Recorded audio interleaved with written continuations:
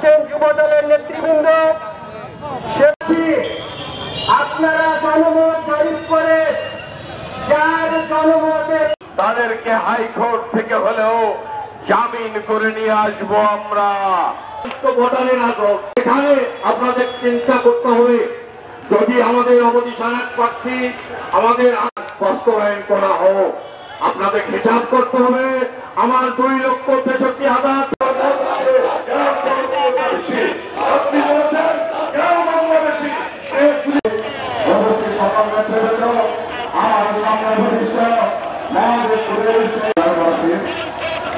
আজকে